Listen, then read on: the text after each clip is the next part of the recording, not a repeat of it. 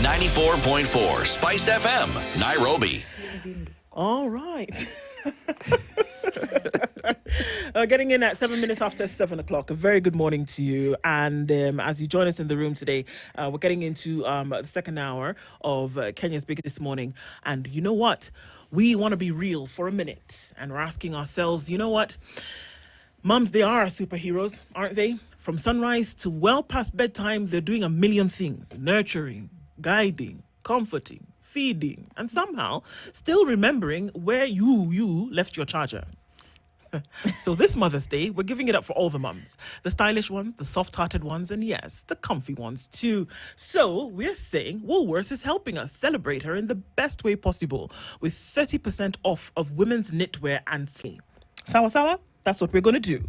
This hour, we're going to ask a question about whether the budget 2025-2026 has the common wananchi on the table. We are going to do that with the help of one Diana Gishenga, who is the executive director of the Institute of Social Accountability, otherwise known as TISA. Diana, good morning. Good morning. How have you been? I'm very, very well. It's Mother's Day. Soon. Oh, Soon. I was wondering, clearly this mother is very lost. You don't worry. Because I've told them they're thinking of you and they're probably going to do something for you from Woolies. So they had better do something. Yeah. Woolies has given them an answer. So you'll probably be in some kind of soft comfort soon. Worry not. They actually have very good offers right now. You see? Up to 50%. 30%, yeah. Wow. 30% off. So that's Awesome. it's going to be done for you. Trust me. And if it's not done, just come and tell me. Okay, I'll report them. We'll know where to go. Diana, karibu sana. Asante. We're going to be looking at a number of issues for which you've obviously been vocal about. Coming off of last year, we did see that you attended, you spoke in many a forum whereby the thing was that we look at the aftermath of Kenyans' desires and needs being spoken. Yeah. But we forget what the original issues were. Yes. And so those are some of the things that we'll be talking about this morning. Before we get into it, Dennis is going to welcome you today with Proverb, and he'll tell you where it's from, and then we'd like your interpretation of that. Okay. So our proverb today comes from Tunisia, whose capital is Tunis, right? And it's a country of about 11.8 million people and some change. And they share a maritime border with Italy through the islands of Sicily and Sardinia. And it's known for its souks. Now, souks is a market in Tunisia where you go enjoy their cuisine. So there's food there. There is all about their ornament. Their metalwork is really beautiful. The culture that they have, their clothing, everything you need to do is you find it in the souks. And today, our proverb is all about the truth and the lie. And it goes like this. A lie's rope is short. A truth's rope is long.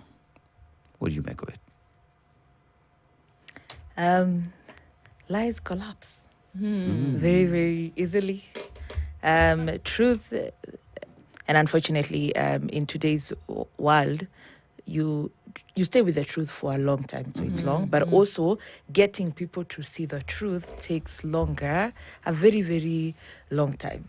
So you're walking with that rope, crossing whether it's a stream or a river, for a very, very. That's what I would read from. Indeed. Tunis, yeah. Well put. It takes a long time to get there, but it's Finally, you will know the truth. Yeah. Yeah. absolutely. Yeah. Indeed. I mean, you would want to assume it, but it will always be there for people to see. Yeah. So, Diana, we're coming off of almost a year after the Finance Bill 2024-2025 protests that took place in June last year. June 25th would make it a year since we saw probably the most deliberated and then thereafter acted upon, engaged with Finance Bill that Kenya has probably ever seen. Yeah. As a result of that, many things happened. There was loss of life. People were taken. We don't know where they are till date. Yeah. People are Yeah. still reeling Yeah. from the effects of it, isn't it? But then, even with that, the issues that were real in 2024 are still real in 2025. Like the truth rope. The truth Yes. rope. Yeah. Exactly. Yeah. Still finding its way around Yeah. the world. Yeah. Yeah. And September is the month that the budget process, essentially really kicks off for the next year. And so people are crunching the numbers. They're seeing what can we do, where can we go, where can we go.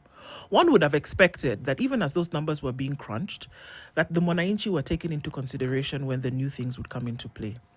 You, of course, have done your due diligence as Tisa and as Diana so far to see what is or is not protecting Kenyans. Are we going to see a mirror of 2024, 2025 in this fiscal year? To be honest, there isn't much hope in the budget process. I could start with what has maybe improved. The education sector seems to have an increase in there's allocation, curiously, for infrastructure to build CBC or CBE classrooms and TVET institutions as well. And this is one of the sector where the government, and I think largely supported by UNICEF, so even children participate in the budget process. So there's an increase. I'm not sure whether it's the problem of classrooms and whether somebody has conducted an audit. In this country, whenever you hear infrastructure, you're not very sure where we are going. But clearly it had been indicated that we have a problem of JSS and now senior school. Yes. But we are not starting a new schooling curriculum. No. We've always had education structures in this country. But to the credit, if they listened to the children, there's going to be more CBC classrooms. There is more TVET institutions that are to be constructed. Again, a government that does not listens. If you're government, you have an advantage. You know the entire household of Kenya. So all these universities had opened satellite campuses that have been shut. The same infrastructure was built using taxpayers' money. It's about to be shut down. Why build new ones when nearly every county had an arm of one university or the other? So when we say consolidation, that is the type of consolidation we are discussing. That probably we expanded our universities without having thought through the process properly. Now we need more institutions for technical skills. Time to shift. And the same way there has to be an audit of municipalities and city councils, all that, when we moved from a centralized system of government to a devolved system of government. That is what I would have hoped happened. But all we see is allocation. Other than that, let me just get to whether this is a Mwananchi budget. Budget, yes. One of the things that will be flaunted in our faces is that the Office of the President has reduced its budget from 100 billion to 5 billion. Okay? Sorry. Okay? And if you just go look for Office of the President, that budget voted, you will be like, wow. How so? The line reads previously, it would be one line, 100 billion. Now it is 5.5 billion. But it's been broken down to several state departments. Okay. These include, let's just go through them to see whether Mwananchi and whether these people are listening when we tell them, please let us live according to the size of our wallet, our earnings, we are straining. So it's been split to the Office of the President, Office of the Deputy President, State House. It also has the Office of the Spokesperson of Government. How many though? One. And it also has the State Corporation of Advisory Committee. Okay? Now, let me just give you one example. Okay. Last year, this government spokesperson, who is still under this Office of the Presidency, their subsistence budget was... Subsistence and travel was 19.2. What? Billion. Okay. Sorry. We're going to have to go slow because, it's still early. And maybe some of the things we don't understand, Diana. When you say subsistence, from my understanding, it's eating, drinking, hospitality, sleeping, entertainment, things like that. Yeah. Taxi We're cab. not talking about work where you pay workers to do No, things. no, Okay. no. It's Yeah, you. Okay, yeah. fine. It All had 19 billion. right. Okay. And that's This- for the office of the spokesperson. Yeah. Okay. Then we've decided this year the budget is really tight. The spokesperson needs to travel more. Okay. Okay? Uh. And tell Kenyans budget is really tight. Yeah. The budget has gone up to 36 billion. That's almost double. Yes. Make that make sense. Okay? That's for domestic travel. Oh. For foreign travel, it's grown from 5.5 billion to 7.3 billion. Okay.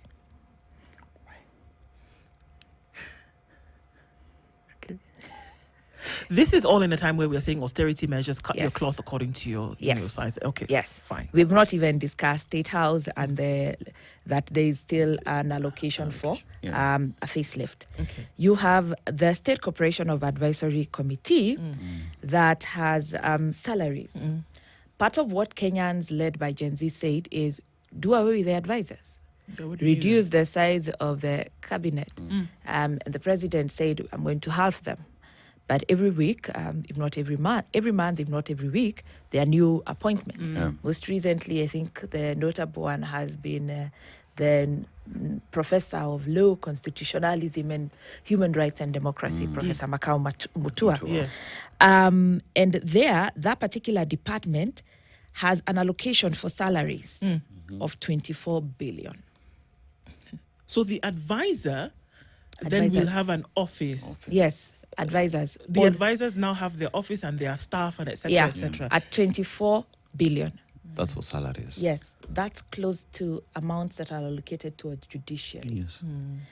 Now, the SRC requires that if you are holding a public office, your allowances should not exceed 50% of your salary. But this particular department has a salary allocation of 33.2 billion.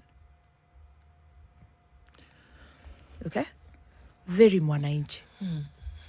It's very Monainchi focused, isn't it? This one. How much? 33.2. 33.2 billion. This is allowances. Yes. This is allowances in this same office where the salaries are 24 billion. Yes, for advisors. Advisors. Advisory services. I'm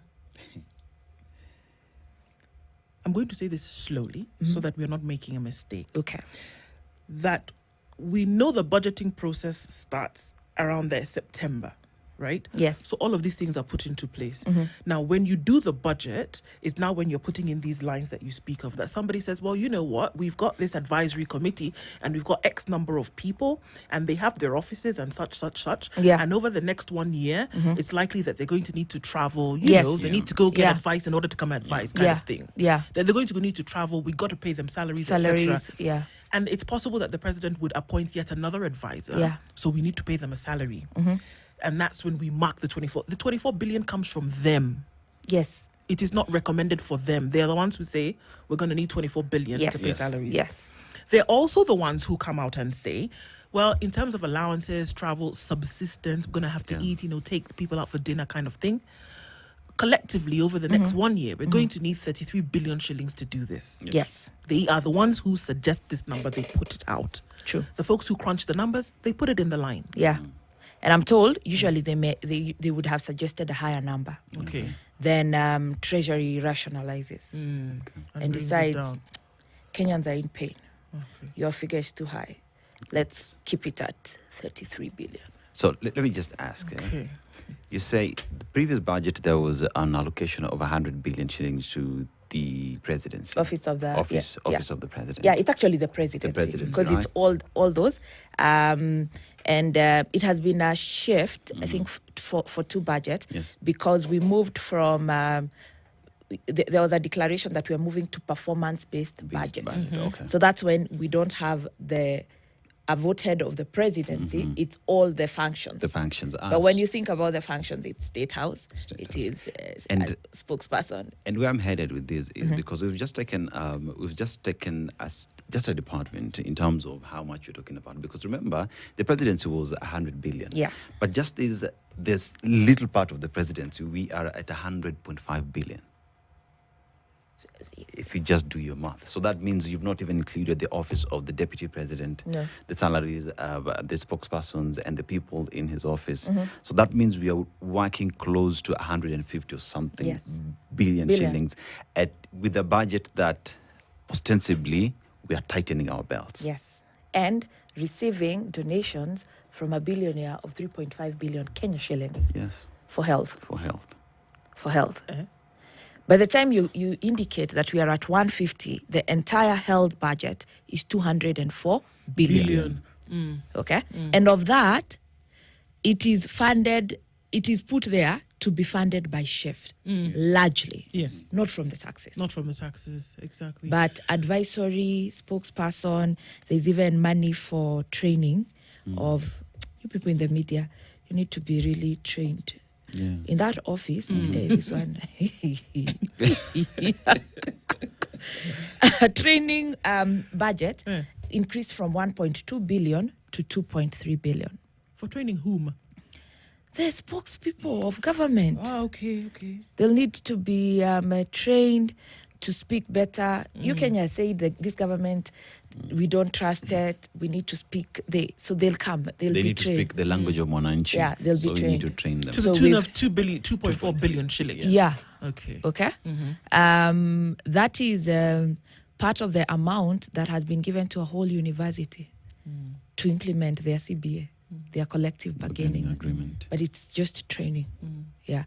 Actually, I hope to be collecting cards from people who are in these offices, not just the spokesperson, Yeah. so that I understand. You're the one who train with 2.3 billion. How do you do Okay, it? so it's that ridiculous, and part of how we tighten the budget is by listening to people like the Auditor General, Controller of Budget, Salaries and Remuneration Commission. But you even put an allocation and disregard SRC. So that tells you it will end up being a very good budget. May I ask, Diana, is what SRC suggests or what requirements they have created, is it law? Is it binding? Yes. It is binding. Yes. So when SRC says that allowances shall not exceed salaries by 50%, shall not, Yes. it's law. It's law. So why would we do this and have salaries at 24 billion for the advisors? We're just talking about advisors now. We're using this as a point of example. Why would we have that at 24 billion and then have allowances at 33 billion? Mind you, that 50% of 24 is 12, and 24 plus 12 now comes to 36, which is just 3 shy of the number that has been allocated for allowances. Why would you do that if it's bound by law? Because whether 60 people die or not, we're in government, we disregard the law through and through. It's exactly where we started to go. That in this country, nothing has changed. If we were to deal with expenditure, it is sealing such loopholes. Yeah. But how is this presented by Treasury, goes through the Attorney General? The budget this year was even delayed by Cabinet. Yes. You'd expect for good. For good. So that then they are not getting into the same problems of Kenyans asking very obvious questions that a government with the resources, the intellectual might that we have within our civil service has. But this is what they have given us after the delays. Diana, one would wonder, because even now we're talking about a total budget estimate of 4.2 trillion, recurrent expenditure of 3.09 trillion, and a development expenditure of 725, and we have county transfers at 436. Good on paper. But even while we are doing this, we come from a point where the president, during the June 26th protest, he stood up and said, we will tighten our belts, we will live within our means and whatnot. But here is a situation where you look at the budget that his office had last year, 2025, 2026, the allocation, and the way they're trying to be smart in how they're going to increase expenditure in their offices and whatnot, thinking that Kenyans would not see the games being played, which asks this question. Do we really care of the mwananchi down there? Because at the end of the day, this would mean more taxes, improper use of funds. Is it working? It's not working. We're talking about allocation to education. Healthcare has been funded by a billionaire. Yeah. But do we even ourselves want this system to work? Does this, I think based on what we are looking at, and it's a good thing that they are duping Kenyans by saying, look, this year we are not raising, there's no finance bill to raise additional revenue. But we are hoping that Kenyans will know that when you read the budget, you will always see the treasury of government, whether they are lying to us. It's just treachery. I cannot call it. I will not try to sugarcoat it, because every year they grow the budget. But essential services do not grow. Yes. So like this year, it's a 4.2 trillion. The deficit is about 760 billion. Then they project that we'll collect a revenue of, is it 3.09? Some even say 2.8. This year, current year, we've not gotten to 2.8. We are working with about 2.2 as the revenue that we will be able to collect. The budget deficit for this fiscal year 24-25 is yet to be plugged. Yes. It is not complete. Yes. That these the revenue allocation that was done in this fiscal year, and that where they said they were going to get appropriation for the budget deficit has not been completed. Yes.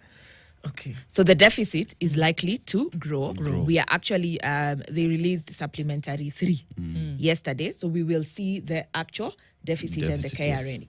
But despite that, we increase the budget and tell people we will fund health, we'll build for you CBC classes without money. Then immediately, principals and other people will send out tenders. Kenyans who borrow from microfinance institution will build, and they'll have pending bills. Which continues to grow. Because they're talking about pending bills of around $1 trillion right now. It's about, pending bills right now about 690. Yeah. Around 690 billion. Yes. So the current deficit is about 800 billion. Add the pending bills, you're at 1.4. That type of a deficit. This year, even with these spruced up numbers, you will already have a 1.2 if you calculate. But they say it is about 760. Now, what happens when there is no money? Let's just use the example of CBC classes versus advisory. Advisory allowances. Who do you think will get their disbursement first after we pay loan? The committee people. The advisory. Exactly. The advisory people will get their money first, and it will even be considered recurrent. The allowances are very recurrent.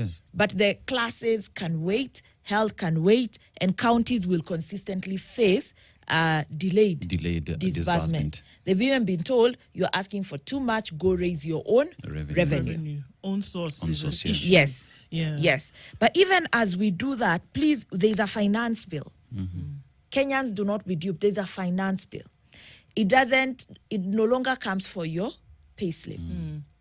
Apparently. It goes to where you are operating, isn't it, Yes. Diana? Yes. That this finance bill is, and please correct me if I'm wrong, and then just elucidate a little bit just Yeah. before we go to a break, that it's no longer coming for your pay slip. It's coming for the places that you operate in. It's coming when you're buying fuel. Yes. It's coming when you're going to buy anything now, because we're looking at packaging with the Yeah. 150 shillings on Yeah. top. Anything that is going to be wrapped in anything Anything is being taxed. Yes. So what does that mean? That the prices will go up. up. And then it also targets, where we've gotten to, we have taken away the consumption power of Kenyans Yes. and the producing power. Oh. Until we address that, tax revenues will continue to go down. Growth at the micro level will continue to go down. The salary pay slips were raided so badly over the last 2-3 years that we are yet to recover. My pay slip does not support my household. It supports other people indirectly. Yeah. The minute it is attacked, I self-preservation. I drop 2 families first. I remain with about 2.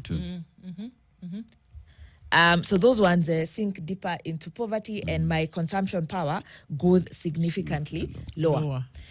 Now, as we do that, what has happened this year, because of moving from VAT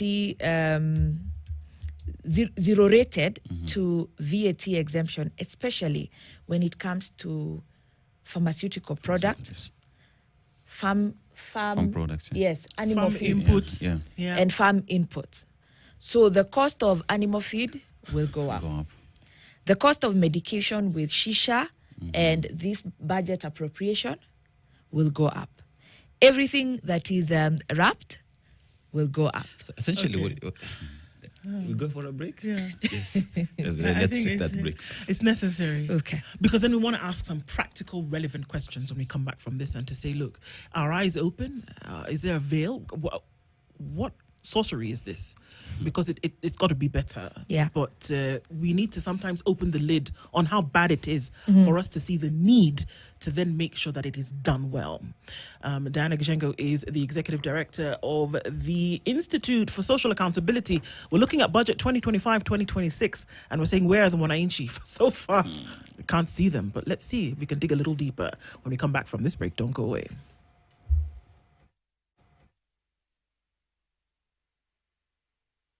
The Michuki National Polytechnic invites you to the first graduation ceremony on 9th May 2025 at our graduation square. The guest of honor will be His Excellency Professor Kithure Kindiki. This event will be live on KTN and social media handles. Apply for various Diploma Level 6, Certificates Level 5, and Artisan Level 4 courses for May and September 2025 intake in the following departments: Hospitality and Tourism Management, Applied Sciences, Mechanical Automotive Engineering, Building and Civil Engineering, Electrical and Electronics Engineering, Computing and Informatics, Fashion Design and Cosmetology, and Broadcast Journalism. To apply, SMS or WhatsApp your full name, preferred course, KCSE grade, email address on 0727 825 643.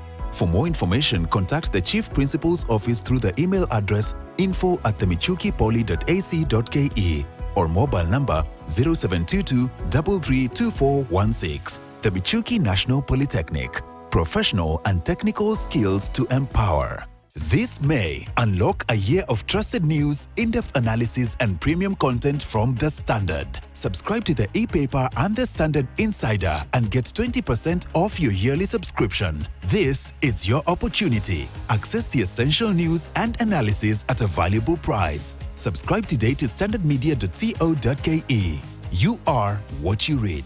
Offer ends May 31st.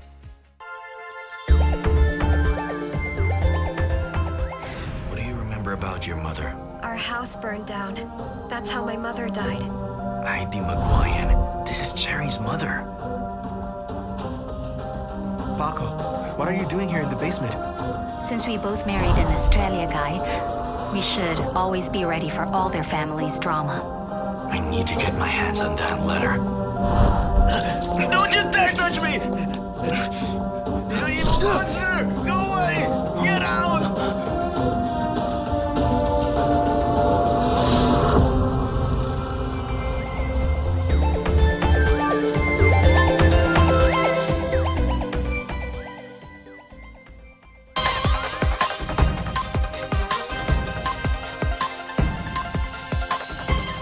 We may be in boardrooms before the elections and speak very soberly, but on the day of the election, we are Luo, we are Kikuyu, we are Kamba, we are Kalenjin, we are Bukus. Until we liberate ourselves from that sad reality, we'll never earn the dividends of good government.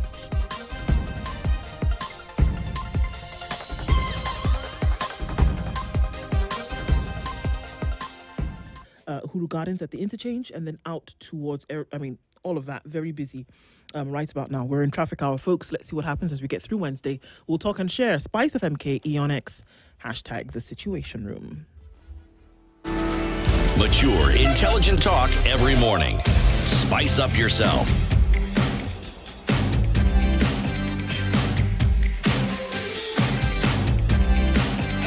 Mornings done right. 94.4 Spice FM, Nairobi. At 22 minutes at 8 o'clock, Diana Gishengo is our guest this hour. We are looking into budget 2025-2026.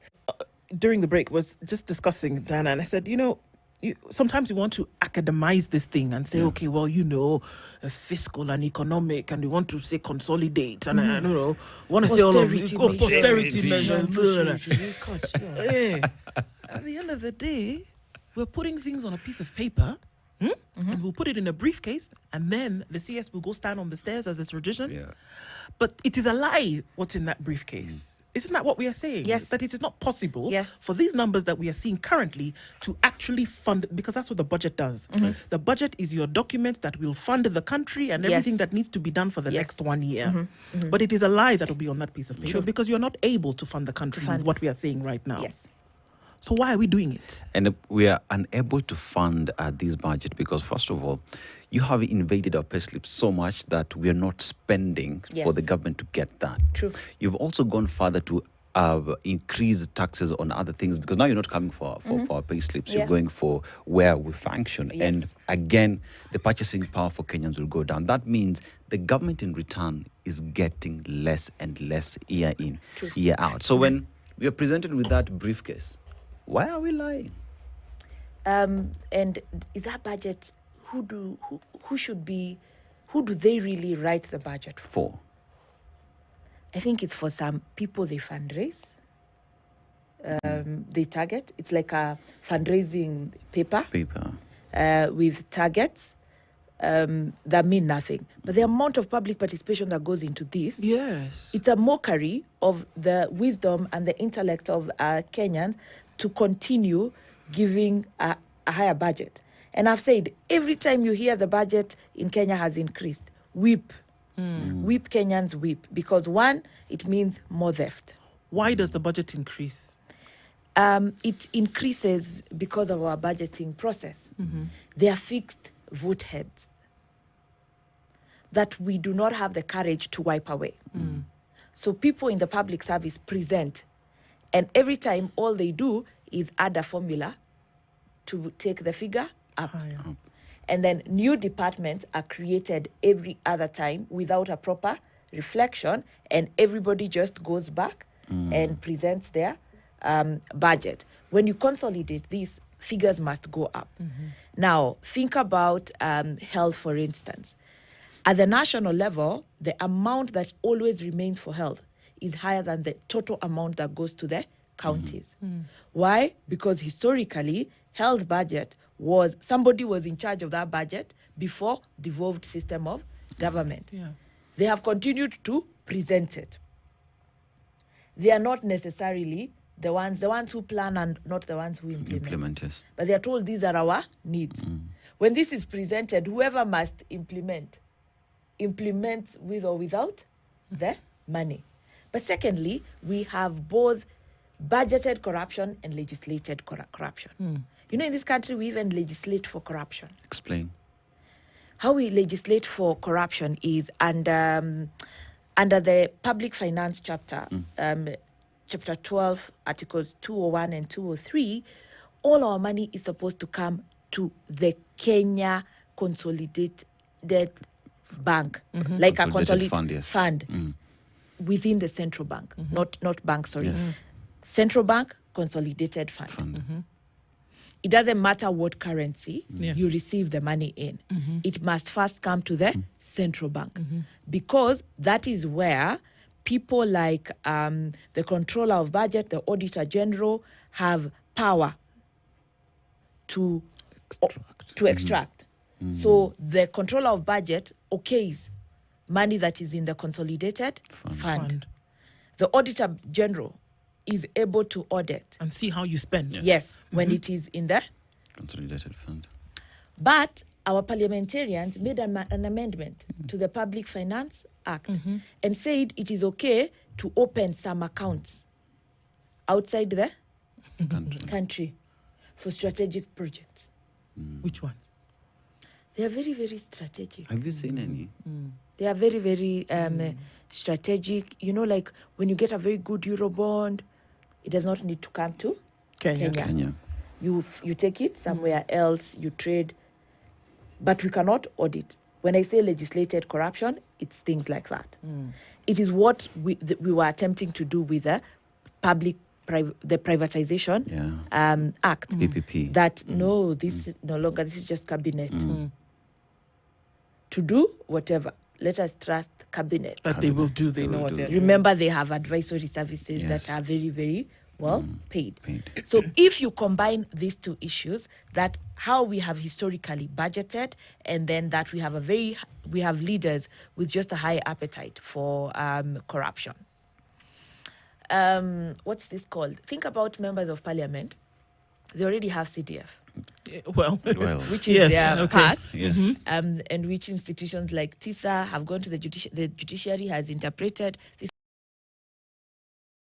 close out year. After next year, there should be no CDF in the manner that it is currently operated. And you look at people having discussions, most people would rather become a member of parliament as opposed to a senator. But you have members of parliament who transition and become cabinet Secretaries, yes. And then all of a sudden, their assessment of their wealth grows significantly. Okay? And now you people want to ask me why the budget increases. You know, I hope you can see the linkage. That when you're within the executive, the likelihood of your wealth growing, I don't know why.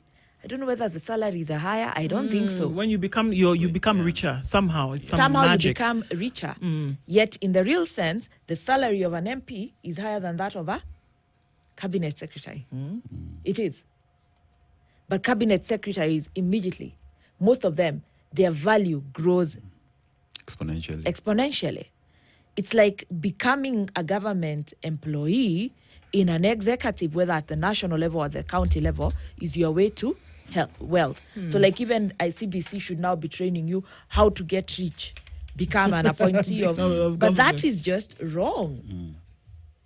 The public service in their salaries and everything should be competitive, okay? We should pay them well, but it should not be a gateway to wealth.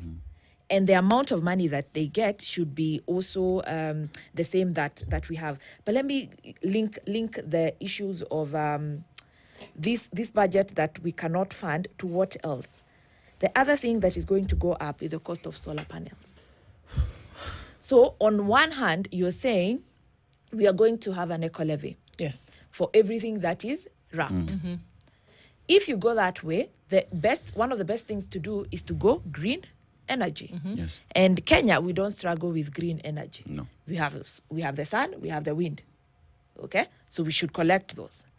But you remove the VAT exemption to the zero rated to VAT exempt, yes. On solar panels, meaning they go up. It's more expensive to bring them in. Yes. Because you can no longer claim the inputs that you had utilized. So automatically, the cost of solar panels will go up. At a time where last year, how many blackouts, the CS Energy, how many times did he apologize to Kenyans? Many. If you want to become a production economy, at the heart of that is power. Yes. then people become innovative for them to become productive and produce so that people can consume, and that is where you hit. Can you decide? And you see, Do we want to go green, or do we just want money from how we wrap our bread, how we wrap our toothbrush? Yeah. We've gone back to exactly where we were last year. I used this analogy that what will happen is every day when you wake up, from the time you wake up, you prepare your child, the bread goes up because it will be wrapped. Yes. Okay? Then the cost of power will go up. When you think about the money you needed to send to your mother, the cost will go up.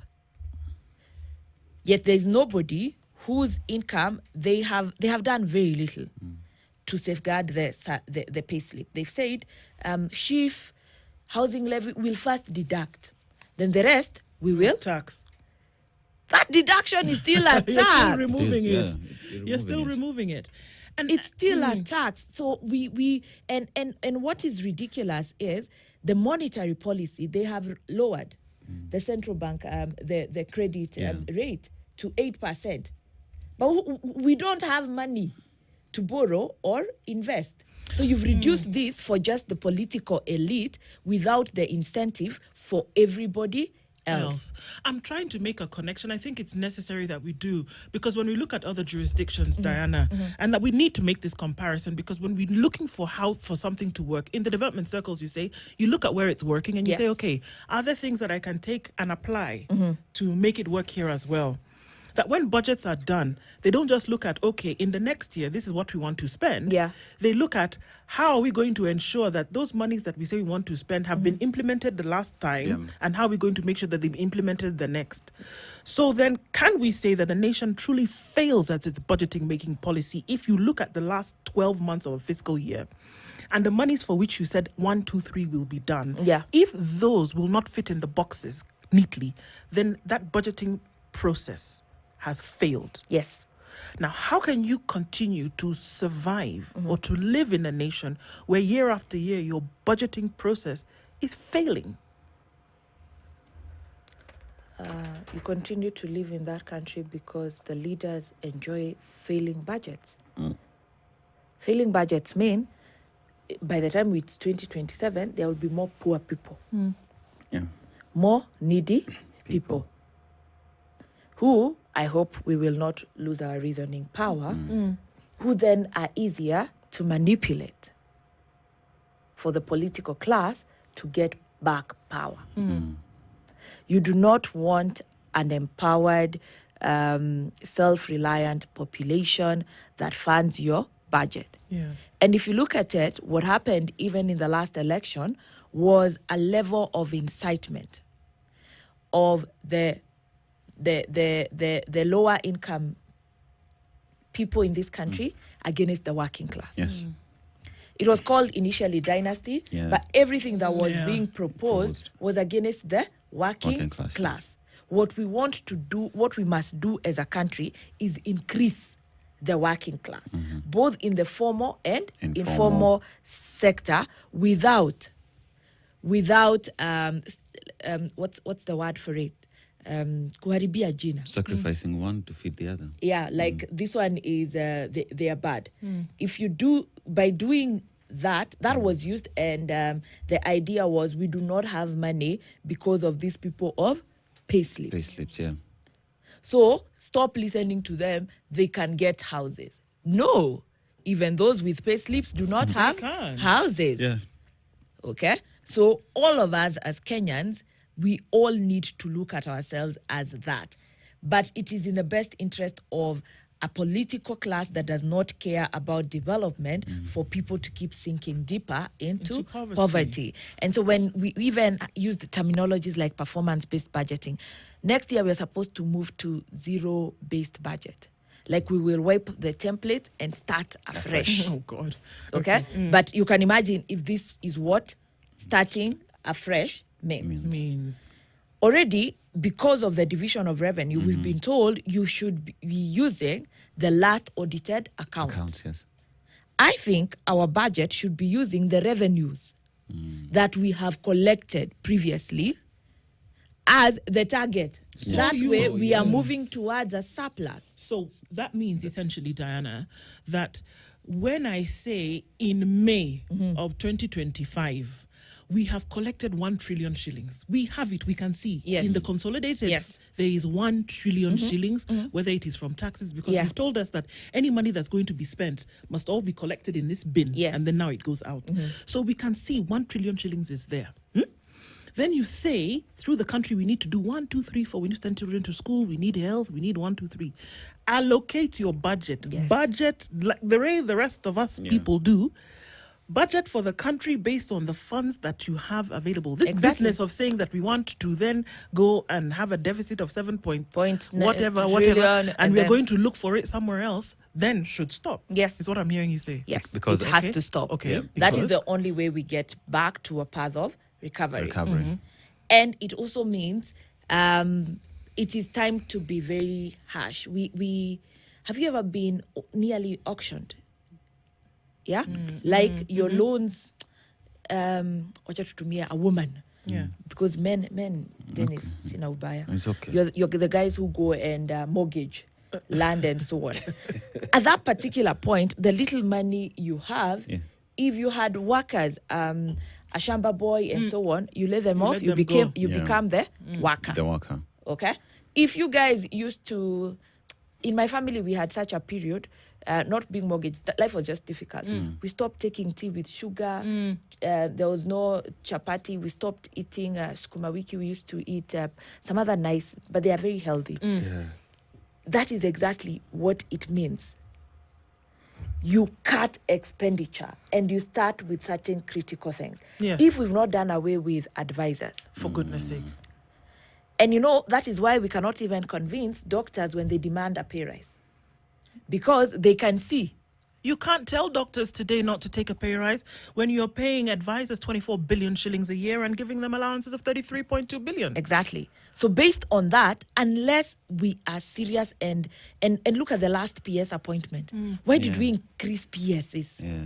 Even the Office of the Auditor General is now split between a Solicitor General and a Principal Secretary. For what reason? There is absolutely no reason for us to be going in that direction. So unless that particular process happens, and the people who would help us with this is Parliament. Yes.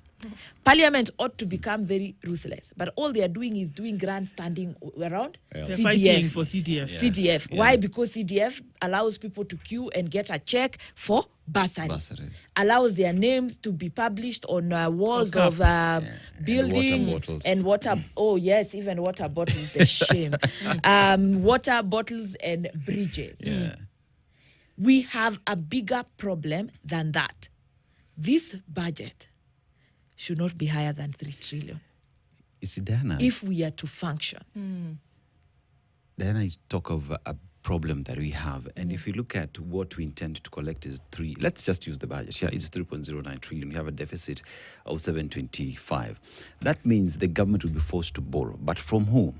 Two people. That would go to external borrowing, which is 213.7 billion, and the domestic borrowing at 545.8 billion. I want us to focus on the international borrowing because already IMF has said what it has said. Probably we're not going to get loans from them. And IMF not giving us loan means the World Bank as well will not be on us, will not grant us loans. Yeah. That means we are remaining with local borrowing. And local borrowing would mean that a setter would not be able to walk into any bank because I am a high-risk individual. Yes. And they will always prefer the government because the returns are good.